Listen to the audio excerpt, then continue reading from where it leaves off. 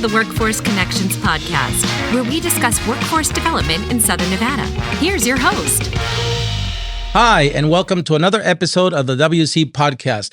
Today, we have a special guest all the way from Clark County, the shiny new county manager, my friend and colleague, Kevin Schiller. Kevin, thank you for being on the podcast. Oh, pleasure to be here. Thank you for having me. Yeah, so we want our listeners to learn a little bit more about Kevin. Those who get to know you, work with you, have that fortune. But tell us about your journey to the county manager job. I mean, first, take us back to where you were born. Where did you grow up? Your school, your college. How did you get into the county, and then how many steps to get all the way to county manager? Great question. So as a county manager, if you would have asked me when I was in elementary school, I didn't know what a county manager was, nor did I probably in college for a while. Really, my journey began, I grew up in San Gabriel, California, so that's in Southern California. Both my dad grew up there and my grandfather. So a lot of history there. Went to school there. My dad was a teacher. So kind of was exposed to that in kind of a public service realm. Parents didn't make a lot of money. So what I did, I worked a lot to kind of go to community college. As I graduated high school, went to community college. I loved to ski. So that was kind of my passion, surfing and skiing. And honestly, I went to the University of Nevada, Reno to ski. That was my plan. Took me a little while to figure out college and what I wanted to do. I knew I wanted to help people. Got into social work. Eventually, that was my major, graduated. I actually went to Jackson Hole, Wyoming for about 3.5 years after I graduated from UNR, again skiing. But I got a job as a child protection worker and a juvenile probation officer. So all my exposure started there. I think probably one of the biggest pieces of that in my career, which probably formulated everything to get me here, is it's a small town with a big town feel. So you get Yellowstone, you get all these people, it kind of becomes a big city and shrinks down. But because of its smallness, exposure to the district attorney, public defender, on call 24/7, never got a break. So literally kind of got exposure. And I think what I really learned there was the power of relationships. With the community, the power of relationships with agencies. Made very little money, but got so much exposure and work experience. And then my goal at the time with my wife was to get back to Reno. So we moved back to Reno, which is where her family was. I actually interviewed with Washoe County and then became a child protection services worker there. Funny story on that. The first time I took the test out of college to stay in Washoe County, I actually didn't pass it. So you learn from your experiences, got experience, came back. There was a child protection worker, worked my way up as a supervisor, then to kind of middle manager, assistant director, and then a director over really social service, child protection, and all those pieces. And then a lot of intervention with the courts. I really thought that would be my path once I became the director. And then what you really learn in this, I think, is you get exposure to so many departments. And I think as much as I'm a social worker, I'm really a finance person, a business person. How you structure deals, how you build programs, I think is so important in that public-private side. So eventually became a deputy county manager and kind of had everything under me, building development, all those pieces, social service. And then Yolanda King, the former county manager, one of my big exposures from a supervisor on as I raised my hand to be in the legislative world. So that really changed my career. Because of the power of relationships. That's how I met Yolanda King. She recruited me here about 6 years ago. And really, the rest is history. I mean, it's been a nonstop. We had October 1. I became 3 months after I got here. That was a huge impact. I had to deal with the Resiliency Center, victim services. I had the coroner under me. So a lot of significant impacts there. And then, as you know, the pandemic is really a massive exposure. And then really my challenge that Yolanda brought me here to do is to change human services. So how we do business, how we get out of the typical government speak into actually making things happen. And I think you ask me while I sit here as a county manager, that's where I'm at. My message when I talk to the board, they're the policymakers, but in doing that, taking everything to the next level, of which workforce connections, the power of services around the people we serve is really where I'm focused internally and externally. Wow. Well, I asked that for the listeners, but I learned a lot about you there. I didn't know about the skiing. I didn't know about Wyoming, but I did know about your passion. That's something that always comes through from the first day I met you, the passion to serve people, as you said. And I see you using your business savvy, as you said, to restructure programs, make better deals, and work with us. Because one of the things I'm proudest of, as you say, is that Our work is about people, but it doesn't happen without partnerships. That's what unlocks the possibilities. And so we're really happy, blessed that the county sees us as partners.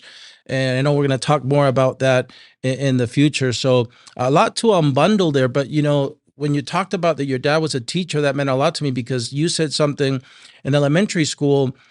We don't know what we're going to be. If you just say you're going to be a director of workforce development, You know what it was? yeah, I grew up to be a mechanical engineer, and we end up in jobs like you said we never dreamed of. And so one of the things we're hoping to do with you as well, and we've done with our regional industry sector partnerships and several organizations, is we've created little activity books for that industry or for that organization. For example, in Clark County, nobody would know, but there's probably several hundreds of occupations, accountants and lawyers. And so I think a young person would not know that they could end up working in Clark County in that occupation. So really getting down to the elementary school level and exposing the labor market and the reality of jobs is something important that we're doing.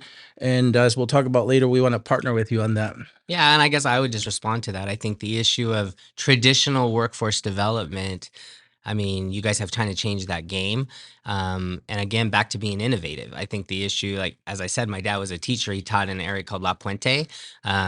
He was, for lack of a better term, a teacher, but he'd spent a lot of time with his students, showing them things they never would have seen the mountains, going skiing, those Wow. types of things. So that part of it, but I also think the formulation in terms of the traditional, I go to high school, I go to college, and this is what I'm going to study. It's all changed. So I think that's and I tell that when I have new employee orientation, I have it every 2 weeks. What I tell my new employees is you could be me. You could be coming from aviation. You could be coming from business license. You could be coming from anywhere. Be open to that. And I think the power of your statement is the partnerships, the relationships. We have an outward public that is our customer, but we also have our peers. You're one of my peers. The issue of how those relationships, and I think that's where all the power lies. And I also think the communication in those relationships. So I agree. And I appreciate that about you, Kevin. And so we both serve on the LVGA 50, the board of directors of our regional development agency. Our friend Tina Quigley leads up that agency. And as you know, their job is to sell Southern Nevada, to go out there and bring companies that are going to help us be a more resilient economy. But that's changing too. The way we do economic development, what companies do we want here? Because we have land shortages, water shortages, labor shortages. We can do better, I think, in our healthcare system. And so as they go out there, and I know we're in those meetings together, but I'd love for our public to listen in. What kind of companies would you like to see coming to Southern Nevada? So I think you touched on several pieces. When you look historically in 2022, you look at Sephora, you look at Crocs, you look at companies, Boxable, people that have come into play. When I look at it, kind of my background has really been about kind of, there's a continuum of care in terms of people. And so I think one of the things, I was just talking to Jeremy Aguero about this, the issue of healthcare, the issue of housing, economic development and housing, they go together. But also we kind of do one with the other in terms of people bring, families, issues, support. So I think one of the largest pieces I'm focused on is it's obvious we're talking about development and housing. We have to be careful how we do that because of water, and we have to balance those pieces. But I think when you look at companies, I think healthcare is a huge one, and healthcare with a different flavor. Because I think to the middle class, to those that can afford their healthcare, that's one of the commercial customers that are focused on. But as you know, and it's in your world too, we need to be focused on also the underserved. Yep. So we need to figure out how we do that as an investment in our community and really sell that to companies. So I kind of have a multidisciplinary view. I want all companies to get here. I think if we can change the flavor also of how we approach them in terms of, look, we're going to give you a workforce. We want to train your workforce and also focus on those services and those underserved that can become a larger part. There's many that change their lives. As you know, you do it every day. That's a big focus. And then watching that happen. And I think healthcare is one that I kind of think technology is an obvious one. When you look at what we're seeing, electrification of cars, when you look at lithium batteries, when you look at all those pieces, it's happening. So it's really exciting. I just think it's kind of like, how do we wrap it around so it's not in a silo? So I'm really excited to be on LVGEA because I think that's one of my passions. And I really like to want to put that on the map. Like I want to be able to say that and market that across the country. I love it. I love that your voice is part of that group because we have business people, rightfully so, they drive our economy. But I think something like the county, which is in the middle, it's pivotal to all these things happening that you just described, is important that your voice be there. And I know, again, Tina wants to be more strategic about economic development, but as you said, the workforce is evolving. Another member of our board of directors is Motional, and Motional makes the autonomous vehicle that pretty soon, not too far away on the strip, we will have taxis or ride shares without a driver, and that's just an example of many jobs that will be automated. And again, as you said, that means though that there'll be other opportunities for people programming those robots and that technology, fixing it. And so there's always, throughout the centuries, there's been revolutions of technology, the assembly line in the Ford in Detroit, the information revolution with telephones that you needed wires. And so I think the workforce needs to evolve, as you said, and it's hard. I know that you're being mindful. We want to be mindful of making sure that we can move people up that economic ladder in these new jobs. Yeah, and I think if you look historically at government and as a regional entity, we provide social service, but we provide all kinds of support services, whether it's permitting, development. I think one of the things internally is how do we make it easier? How do we remove bureaucracy in our public-private partnerships and also change the perception on the governmental side? Kind of to your point, as we look to those private companies, they tend to be more nimble. So we want to be nimble with them. So I think that's one of the inherent goals I have as the county manager this year is really looking at that internal house and how we can change that game, be nimble, and then become an active part of that conversation so that when people, if they're talking to me, they don't hear, oh, there's 35 steps and the bureaucracy. They hear, wow, like we want to get this done. And I think that's a big piece of where I'm focused. That's awesome, Kevin. And let's get back to the county. Before that, you mentioned another great friend of ours, Jeremy Aguero. I mean, we're lucky to have him here in our region. He is I think one of the few business analysts that can make it fun because when he talks, you listen, right? Somehow he like brings going to a sit. You just kind of get mesmerized. Yeah, I agree. it's true. So back to the county, many of our listeners might not know that how many employees the county has, but of those employees, the myriad of occupations, because you think, okay, well, maybe taking care of the parks, maybe some of the transportation stuff, the plan checking, but boy, you start peeling that layer and how many, Kevin, approximately opportunities? So I'll kind of approach this two ways for the public that's listening. Clark County is really a diverse place. We have so much opportunity. I'll talk about why I think that's so important. But when you look across the county, and I'm just going to say what I say to new employees. I said, when you fly into Las Vegas, the first thing you see is Clark County, that airport. You asked about the number of employees. You approach 9,000 to 10,000 employees between the airport and our Clark County Government Center and all across our region. So there's the human services side of this, juvenile justice, child protection, DFS, social service. But then everywhere you go, when many people don't know, when you're driving down the strip, that is unincorporated Clark County, right? That is, and I say this with pride, that is Nevada. I mean, that is the economic engine of Nevada. And I think for people listening, if you want to be in business licensing, if you want to be in engineering as you were, you could be in real property management, you could be in public works, the highways, the roads, everywhere you look in Clark County. And here's the time. This is the time because we're really actively looking for people to come into the system and figure out how to incentivize that. So I think and I think from a promotionability perspective, you have such opportunity. It's a true statement that people could be me. Yep. And I really think, I feel blessed to have done that, but it's the exposure to all those departments. And one of the things I often do when I talk to new employees or I'm recruiting is I put up all 39 departments and I say, here's the 39 departments. What I want you to focus on is when you work into your job or you get the job here, these are all departments you have exposure to.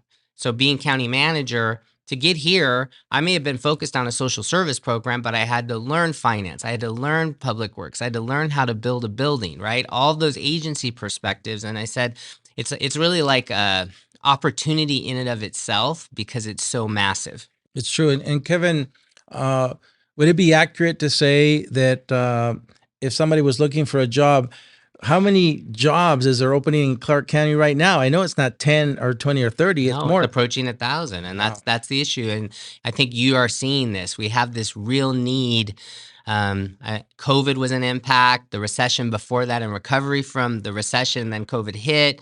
It's years, right? I think the labor market has changed, so we're trying to change with it. How do we create flexibility? I think the traditional days of I get hired and I'm going to have a PERS retirement system have kind of changed. How is your work day?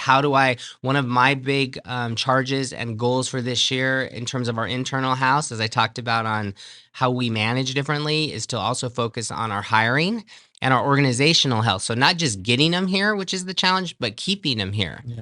Employee wellness and those types of pieces, because I think that's really where you create that connection and people loving their work, right? Yes. But when you have 10,000 employees, I think the issue is it's a challenge. And so I think that's one of the things I'm really excited to do with you at Workforce Connections. And we've talked about this in past years. We struggled in COVID.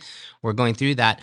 How do we modernize that? And then how do we sell it, right? How do we show people this is really what we're about? Because I think COVID, nothing stopped. All of our services kept going, and what a lot of people don't realize is I'm really trying to advertise all we do because we just do it and we don't talk about it as much. So I think I'm excited about that. Yeah, as you said, it makes the people take for granted all the county has to do to make sure our economy keeps going, public safety and health and all these things. So let's go back to COVID, because you said that COVID taught us a lot. None of us expected it. If you would have said 3 years ago, Kevin, we're going to be isolated for a year and a half and out of our offices for a year, and we're going to stop schools and stop community colleges.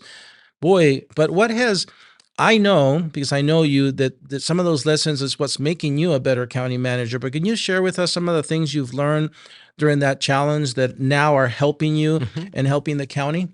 Yeah, and I'll kind of do it two ways. I think if you go back to 2009 in the recession, I became a director of social service and child protection. And a lot of people, because the recession was in its prime, said to me, "You're crazy. Why are you taking this job?" Right? We were able to maneuver some things financially that gave us the ability to have capital to support agencies that didn't have dollars. But what that came with was opportunity. People were open to things. I think COVID, as much as it was horrific, as much as we all sat back and were like, oh my gosh, what's happening? The reality is it became a huge opportunity because it was a twofold discussion. One was it removed some of the traditional government reaction to how we react to the needs of the community, which allowed us to be nimble back to the private side. It also, in that same time, gave permission, such as Workforce Connections, other private entities, to say, how do we do it differently? So this issue of telecommuting, working from home, like now there's Zoom meetings half of my day, and that's kind of remained. The reset from COVID now is what is the new normal? And I think that's the exciting part. We get to kind of figure out what the new normal is. The other thing is, with a lot of the things we've done during COVID, we don't want COVID's done and it's not done. It's always an issue of where's the balance. And I said we need to build on that innovation. I think it gave us permission to be innovative in a strange sort of way, because the opportunity is there because people really wanted to partner. And I think that piece of that partnership, and then what it allowed me to do, I'll just speak from a human services perspective, is actually be able to operate kind of like a private entity with government rules, but as a private entity because the needs were so great.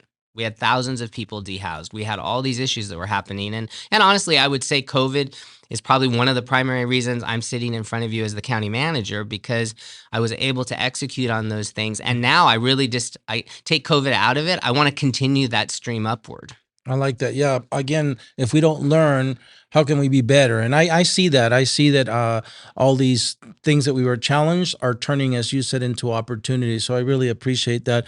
So, Kevin, I think what we've talked about really showcases that we're really proud to be a partner of the county. We have a great relationship with, the commissioners, starting with who represents us here at Workforce Connections. As you know, we have elected official consortium, of which Commissioner McCurdy is a part of. But we just got done doing an event with Commissioner Segerblum and Commissioner Gibson. We've done with Commissioner Jones and Naft, and of course MK Commissioner Kirkpatrick always brings us in where the need is. She's been a great supporter. So what do you see us doing in the future? Because we're even if we stayed here, we're doing great work with you, but I know you want more. So what ideas do you have that maybe we'll be working on together? So I've touched on some of them, but I really think one of the challenges we're facing in the human resources world is promoting, obviously, and I think we're working on that. But I really want the engine behind that to be quicker and move through a process so that we don't lose people. I think that's a big component. I think the organizational health. I think the way to be innovative in terms of how we market Las Vegas and Clark County. I mean, we are such a great place.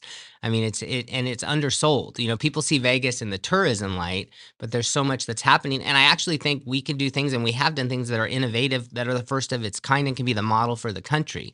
I think one of my big objectives, you talked about the commissioners, is being out there. You know, that my presence is important, but I think more importantly, from an employee perspective and a hiring perspective, how do we sell that narrative you just talked about? Like, we want to be at the next level. I want people to want to be here in relationship to where we're going and showing where we're going. And then also, as we've talked about, using your techniques as in a private entity in terms of how we do things better, because you can be a face of that, which sometimes government can't be. And so I think sometimes it's how do we change what we're looking like? And I think sometimes we're behind the scenes and you can be out front in that. So I think that's something you're going to see here in the next year. I think that's a goal. And I hope I'm sitting here in an interview a year from now and we're talking about here's what we did. So, you know, you can count on us on that, and we'll mark it on our calendar to have Kevin back next year so we can celebrate moving the needle on that. Kevin, thank you for coming today, sitting down with us. Again, I enjoy your friendship and working together. Hopefully our listeners and our viewers today got to see a little bit more about one of the busiest guys in our region, the Clark County manager. So Kevin, thank you. Thank you. Thank you. Well, that's it for another episode of the WC Podcast. We hope to see you at the next one. Until then, stay safe.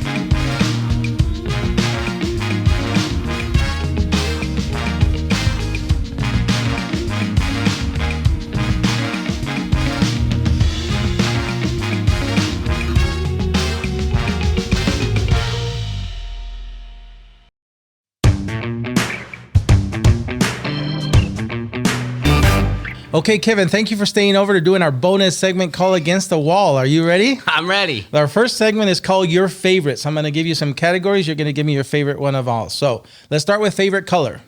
Blue. Favorite food. Chips. Favorite drink. Diet Coke. Favorite movie. Top Gun. Favorite book. Biography on Martin Luther King. Favorite holiday. Christmas. Favorite day of the week. Wednesday. This is a trick one. Be careful. Favorite sports team. Dallas Cowboys. Favorite Las Vegas sports team. Golden Knights. Very good. You made it through the first segment. Okay, good. Yay. Second one is called Tough Choices. So I'm going to give you two things. You're going to choose one. Vacation or staycation? Vacation. Drive to your vacation spot or fly there? Fly. Once you get there, hotel or Airbnb? Hotel. In the morning, coffee or tea? Coffee. In the evening, wine or beer? Wine. Cooking at home or eating at a restaurant? Eating at a restaurant. Would you rather owe money or owe a favor? Owe a favor. Here's another tough one. Actions or words? Actions. Justice or grace? Justice. So you made it through the second segment, Kevin. We're rounding to the final here. The third segment is called Finish the Sentence. I'm going to give you about 90% of a sentence. You're going to finish it off. You ready? Yep. If Kevin could visit any place in the world, it would be? Rome. The best part of living in Southern Nevada is? The weather. Kevin's favorite thing about his job is? People. If Kevin could travel back in time, he would travel to? 1800s. Kevin's favorite Clark County commissioner is? No, I'm just kidding. 7. The 7, good. Good answer. 3 words that describe Kevin are? Social, caring, and quick. I agree. So last one, doing the WC podcast here today with us was? Exciting and fun. Loved it. Awesome. Thank you for being here, Kevin. Thank you, guys.